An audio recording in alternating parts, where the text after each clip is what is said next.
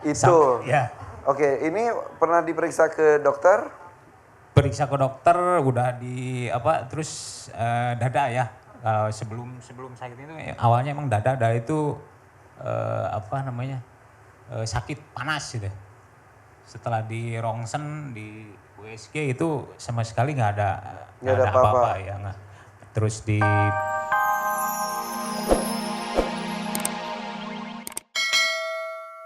Bismillahirrahmanirrahim. Assalamualaikum warahmatullahi wabarakatuh. Alhamdulillah kita bisa berkumpul lagi di sini ya Ibu ya, Bapak juga. Kondisinya sehat semuanya? Ngantuk, lapar nggak apa-apa, kita tahan ya. Mudah-mudahan yang kita berkumpul di sini diniatkan untuk Allah, mendapatkan pahala. Amin, Rabbal Alamin. Menyebarkan ilmu apa yang kita tahu, apa yang Ustaz sampaikan. Mudah-mudahan mengetuk hati kita untuk kembali ke jalan Allah Subhanahu wa taala. Amin ya rabbal alamin. Bersama dengan saya Irfan Hakim dan Ustaz Danu, inilah dia Siraman Qalbu, sejukkan hati. Boleh tepuk tangan. Ini yang datang dari Bandung, Brebes, Banten. Udah ke Monas belum? Belum. Yaudah habis ini kita ke Monas ya. Bareng Pak Saleh ya. Oh iya ya Ibu. Jalan-jalan ke Monas bareng Pak Saleh. Pulangnya mampir minta dibelikan boneka. Jangan biasakan meminta oleh-oleh. Karena Rasul melarang, Allah tak suka. Boleh tepuk tangan terus ya Bapak. Di sini siapa kalau temennya, saudaranya pergi umroh, pergi haji atau kemanapun, jangan lupa oleh-oleh ya. Insya Allah minta. Masih ada yang suka minta oleh-oleh? Pasti minta sih ya kita mah ya. Orang Indonesia itu kebiasaan seperti itu ya. Dibilang tukang minta-minta nggak mau. Tapi oleh-oleh minta terus. Apa? Rendang aja sama oleh-oleh itu juga. Oke, tema kita hari ini adalah jangan biasakan meminta oleh-oleh. Aku tak minta oleh-oleh. Dangdut itu mah. Silakan Ustaz. Emang dilarang nggak boleh ya? Iya. Bismillahirrahmanirrahim. Assalamualaikum warahmatullahi wabarakatuh. Waalaikumsalam warahmatullahi wabarakatuh. Alhamdulillahirabbil alamin. Memang kalau meminta sesuatu itu memang istilahnya kalau dilarang sekali tidak, tapi itu mengurangi pahala. Jadi memang itu tidak berpahala sama sekali kalau meminta oleh-oleh, meminta sesuatu. Karena yang diajarkan oleh Rasul itu adalah memberikan sesuatu. Di sini pernah kita bahas tentang meminta-minta. Orang minta-minta itu jelas. Maksudnya lebih baik memberi ataupun daripada menerima. Nah ini akhirnya merembet ke meminta oleh-oleh pun ternyata sama. Harus dihindarkan Ustaz. Harus dihindarkan. Meminta itu harus dihindarkan. Jadi betul-betul harus belajar memahami bahwa hadis Nabi itu memang yang sahih memang betul. Jadi harus kita pahami, oh iya memang benar orang yang memberi itu pahalanya besar sekali. Apalagi memang sudah memberi niatnya karena Allah Ta'ala. Jadi dia memberikan sesuatu, dia istilahnya memberikan sesuatu, kemudian sesuatu itu berkembang pada orang yang diberikan. Walaupun orang yang diberikan sesuatu kemudian tidak membalas walaupun dengan terima kasih, tidak membalas lagi dengan ini. Walaupun orang yang diberi sesuatu itu membalas dengan fitnah, membalas dengan kata-kata keji, dia tetap senyum, dia tetap menerima semuanya itu keadaan karena Allah Ta'ala, itu lebih berpahala lagi. Itu lebih berpahala, karena kebiasaan kalau seseorang memberikan sesuatu itu sebenarnya dia tidak minta, kelihatan tidak minta, tetapi dalam hati itu pingin sebenarnya orang itu berterima kasih pada dia. Pingin berterima kasih, itu manusiawi, tapi itulah yang terjadi, pingin sekali dia itu seperti itu. Nah, suatu ketika kalau mamanya orang yang diberikan sesuatu sama dia itu tidak berterima kasih, nah mulai dia ngomong, udah diberi kok tidak berterima kasih. Nah, itu. Pupus. Pahalanya habis, ya. Hanya dengan ucapan itu saja. Pupus, insya Allah pupus. Ya Allah. Karena memang yang namanya melakukan sesuatu karena Allah itu sudah tidak terpaku dengan apapun. Jadi kalau namanya lillahi ta'ala itu sudah, dia mau berterima kasih kek, dia tidak berterima kasih kek, dia mau membalas kek, dia membalas dengan cacian, dengan membalas dengan fitnah, dia tetap istiqomah, saya hanya memberi lillahi ta'ala. Ya. Orang yang begitu-begitu mau biarin aja. Nah benar dia tetap istiqomah, baru ini orang ini hebat. Serius orang-orang seperti itu jarang masalahnya. Tahu, kita itu tahu sifat Rasul itu baik. Kalau didolimi itu beliau mendoakan. Tahu setiap kali ada ceramah selalu bilang bapak-bapak ibu-ibu subhanallah. Kan gitu ya. Tapi kenyataan kalau kita sendiri yang digituin marah langsung. Ya? Nah inilah sebenarnya kita cinta Rasul hanya membaca sholawat aja. Sholawatan terus tapi sifatnya nggak ditiru. Nah ini juga harus tahu. Jadi harus ditiru. Sifat-sifat Rasul itu yang baik banyak sekali. Sangat banyak sekali. Ya, sholawat wajib benar. Tapi sholawatan kepingin ketemu Rasul tapi kelakuannya itu bejep-bejep aja terus. Ya, jangan. Ya, sholawat wajib tapi apa namanya? Mencontoh apa yang dilakukan Rasul itu yang lebih utama. Jauh lebih utama lagi. Ya. Karena kalau kita itu bersolawat wajib, kemudian ada anak kecil bersolawat pada Rasul, sama nggak kira-kira? Sama. Karena yang dibaca sama. Tapi kalau memang orang yang pintar, ya, orang yang berpikir itu nanti akan beruntung, yang sangat sering diceritakan oleh Allah Ta'ala kalau orang berpikir itu beruntung. Sholawat kita wajib, kita jalanin. Meniru sifat-sifat baiknya Rasul harus kita kerjakan. Termasuk salah satunya adalah kalau sudah memberi, ya sudah. Dan diceritakan oleh Allah Ta'ala, kalau kita itu menghutangi seseorang, kok menghutangi seseorang ya? Bener ya? Iya. Memberikan pinjaman, pinjaman, baru tahu saya. Memberikan pinjaman kepada seseorang, kalau seseorang tersebut tidak mampu mengembalikan, Allah menyuruh kepada kita untuk melepaskan. Iya, mengikhlaskan. Coba siapa yang berani begitu? Siapa? Tunjuk tangan. Ayo. Berani Bu, saya pinjam 500 juta. Saya pinjam 500 juta. Nah, jangan bilang tunjuk tangan di situ. Bener-bener Ibu kayak gini, nggak mau gitu. Karena memang agak-agak pelit. Ya, jangan berani tunjuk tangan karena memang itu betul-betul nanti diuji oleh Allah Ta'ala. Betul. Jangan, kejadian itu harus seperti itu. Itulah orang-orang yang benar-benar dia akan mendapat pahalanya nanti di akhirat. Betul. Jadi benar-benar kita mau menjalankan sesuatu itu karena Allah Ta'ala. Walaupun mamanya uang 10 juta itu kita itu butuh beneran, tetapi dia tidak bisa mengembalikan. Makan sehari-hari susah, ini susah. Kita lihat kita masih bisa makan, ya masih bisa ini, sudah. Saya ikhlaskan lillahi ta'ala. Selesai. Kecuali kalau yang berutang sama kita gaya juga Ustadz. Lebih gaya daripada kita yang ngasih pinjem. Ya namanya begitu. Ada yang suka gitu soalnya. Ada yang suka begitu. Tetap menagih itu tetap wajib. Tapi jika yang ditagih ternyata tampaknya kurang mampu, ikhlaskan saja. Itu salah satu adab-adab dari Rasul juga ya. Iya betul. Banyak yang intinya sih bersolawat itu harus, tapi solawat sesungguhnya adalah kita pelajari sifat-sifat Rasul seperti apa, banyak kisah-kisahnya. Contohlah Rasul, itulah solawat yang sesungguhnya. Iya, salah satunya adalah tidak meminta-minta kepada orang, termasuk meminta oleh-oleh seperti tema kita hari ini. Iya. Tapi kalau kali ini saya minta kepada pemirsa setia bersama kami di sini, kita kembali sesaat lagi. Silakan.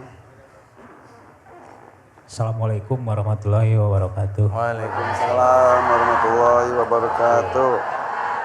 Nama saya Irfan, Ustadz UU Ubaidillah. UU, nama asli itu UU? Ya. UU. Ya, singkat ya Pak. Saya AA. Asal dari Tasikmalaya. Ya, aku manggilnya Kang UU. Ya, Ya, Kang UU dari Tasik. Dari Tasik. Ya, kenapa? AA bertanya sama UU. Saya dari 2012, Kak Ipan, setelah menikah. Menikah tahun 2012. 2012. Sakit kaki sebelah kanan. Sebelumnya nggak pernah sakit. Nggak Pas pernah. habis menikah sakit. Nggak terasa gitu. Terasa apa namanya keluhan itu setelah menikah 2000. Diapain sama istri itu teh? Kakinya sakitnya Kaki sebelah ya. mana? Sebelah kanan nih sampai ke kepala sebelah sini. Sakit. Sakit ya, punggung yang paling sakit. Sama apa dengkul sini sama kaki itu, tangan gitu. Kaki. Dengkul sama Dengkul kaki. dan kaki. Ini mah tangan. Ini tangan, ini kaki. Iya. Ini apa? Kepala. Tuh. Jadi yang sakit itu kaki, bagian dengkul, kemudian Sama tangan punggung. juga dan punggung. Semuanya bagian kanan. Bagian kanan ya. Kalau Sakitnya tuh sakit pegal atau ditusuk atau kesemutan atau apa? kalau sekarang itu sakitnya pas lagi, apalagi kalau lagi sholat ya, lagi ruku itu sangat terasa itu sampai ke ulu hati itu merasa menarik gitu. Padahal ruku saja. Iya, pas posisi ruku gitu. Tahun-tahun ini makin parah gitu. Dari 2018 itu mulai terasa ini yang paling parahnya itu sekarang 2018 ya. Sama apa namanya kepala itu terasa tercengkram gitu. Tercengkram, bahasa Kang UU. Sampai ke apa namanya kuping sebenarnya. Kayak digituin gitu. Iya. Ini sekarang sakit? Sakit mas, sakit. Sebelah kiri enggak? Jadi dari sini muter nih ke depan sini nih terakhirnya di sini nih di kuping sebelah kanan itu. Oke. Sama apa namanya tengkuk ini. Ini. Ya di belakangnya. Terus kayak ruku, coba sekarang posisi ruku. Posisi ruku gini sakit ya. sakit sekali. Sakit sekali sebelah sini itu. Oke, terus ulu hati juga Ya narik ke perut, gitu. terasa ditarik gitu ke apa namanya jantung sini gitu. Sini kita ngobrol gini terus. Pegang Pak. Iya, dipegang. Itu. Ya. Oke, ini pernah diperiksa ke dokter? Periksa ke dokter udah di apa terus dada ya. Kalau sebelum sakit itu awalnya emang dada itu apa namanya sakit panas gitu. Setelah di rongsen di USG itu sama sekali nggak ada apa-apa ya nggak. Terus di pijit orang ahli saraf itu udah sering lah ke dokter dan ke orang-orang ustadz lah emang itu Kak Ipan. Emang sama orang itu diapain aja? Ya dikasih doa air, ada yang mandi juga gitu kan. Terus ada dikasih amalan untuk di doa gitu kan. Udah, jadi itu dilakukan, pijit sudah, Iya. di mandi, minum, dan sebagainya. Tapi nggak ada perubahan. Nggak ada perubahan. Nah, terus kalau sekarang ini 2018 itu kalau Kita udah 2019 nih. 2018 enggak setidaknya 2018 itu mulai terasa lebih parah gitu kan Pak. Kalau malam itu terasa mencekam gitu. Jadi kalau mau tidur atau malam tuh terasa apa ketakutan gitu. Takutnya takut apa itu? Ya nggak bisa tidur aja gitu kayak apa namanya gelisah. Terasa ada apa namanya kelebatan makhluk gitu. Tapi kelebatan gitu. Terasa ada apa namanya mengikuti gitu. Oke. Kalau apalagi kalau sholat 5 waktu gitu Pak Ustadz. Jadi dari belakang itu sangat terasa gitu. Ada sesuatu. Ada sesuatu gitu. Jadi langsung ke tubuh itu Kayak nempel gitu sini gitu. langsung reaksi gitu. Dari kaki ke atas itu mulai dingin terasa. Setiap sholat. Iya, setiap sholat. Kalau di rumah kalau sendiri gitu.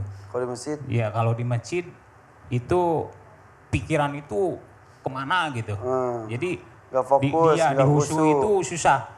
Sama apa namanya kadang dalam hati itu selalu ada apa namanya kata-kata binatang gitu. Oke, kasar. Iya, Itu sangat sampai kita istilahnya itu di husu fokus melawan ada Ya. bisik di hati itu sangat susah. Makin gitu. berkecamuk. Makin keras gitu. Oke. Kang Uu itu kah temperamen kah? Enggak lah sebenarnya. Ke istri suka marah-marah nggak? Belum pernah. Gitu. Masa istri Tapi- datang nggak? Istri datang nggak? Istri enggak. Oh enggak. Takut buka rahasianya ya. Enggak sih, saya udah izin juga, udah tahu istri. Enggak temperamen. Enggak. Enggak pernah marah-marah. Justru kalau ke istri itu rasanya itu apa namanya emosi gitu. Nah itu. Enggak, tapi kata-kata sikap belum pernah. Tapi Tapi bawaannya itu Geluh gitu. bawaannya itu emosi gitu. kalau ngeliat istri tuh, Gele sih enggak. Cuma kesel aja gitu dalam hati itu. tapi nggak diungkapkan. Enggak. Kenapa? Ya diungkapkan sih apa namanya? Enggak tahu juga sih. Jadi dalam hati itu Nggak pernah marah ke istri, enggak pernah aja. tapi kesel. Tapi kesel aja. Dalam hati. Contoh-contoh yang bikin kesel istri itu apa? Nggak tahu alasannya apa gitu, apa namanya, kadang-kadang istri kalau ada sesuatu maksudnya itu bikin apa gitu, jadi istri pun merasa apa kayaknya tuh terlambat apa gitu maksudnya, atau contohnya ada minum Bikin apa minum, gitu ya. lambat. Maksudnya bukan terlambat, jadi serasa terabe kalau menurut saya gitu, jadi terasa itu kesal gitu. Nah, tapi nggak diungkapin. Nggak diungkapin. Oke. Anak sudah ada?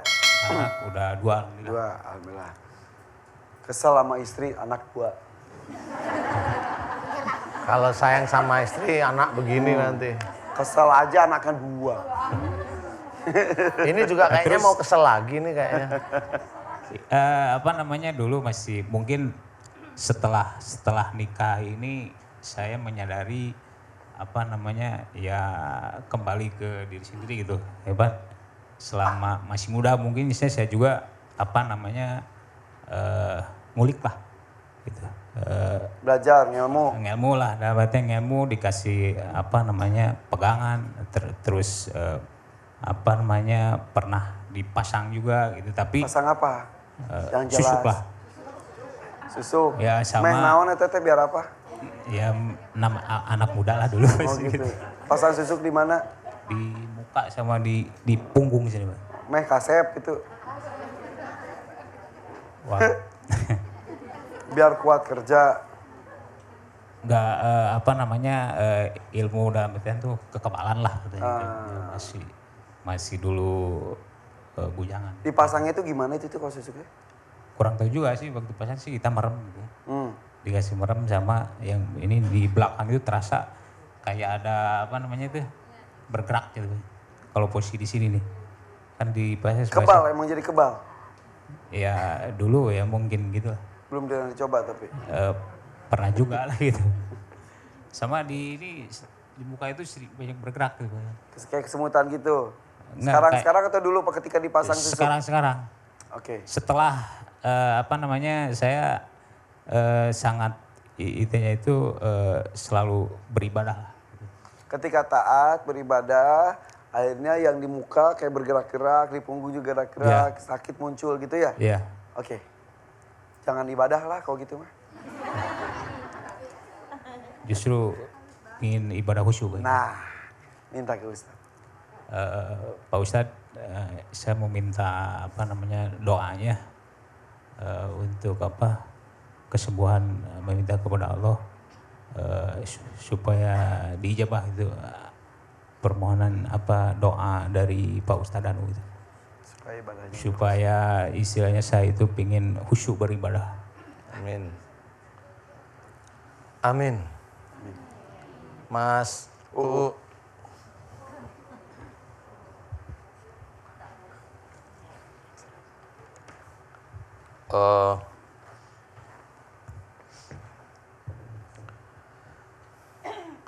Banyak ilmu ya. Ada ilmu dari orang tua sebelumnya kali, dari kakek atau uyut. Kakek mungkin saya sih belum belum lahir mungkin. Kalau kakek mungkin juga Ada cerita. Kalau dari orang tua sih kakek ya dulunya ya mungkin punya pesantren sih kalau dulu gitu ya. Tapi kurang tahu juga kalau bisa enggak gitu. Enggak tahu Orang ya. pinter aja sih orang tahu. Ya sudah. Nggak yakin. Mas UU, aminkan doa saya ya. Saya akan bantu ngeluarin ilmu-ilmu musyrik. Saya mohonkan kepada Allah Ta'ala. Mudah-mudahan Allah mengijabah. Amin ya. Mudah-mudahan kalau sudah hilang, tobatnya Mas UU bisa mudah-mudahan diterima oleh Allah Ta'ala. Amin.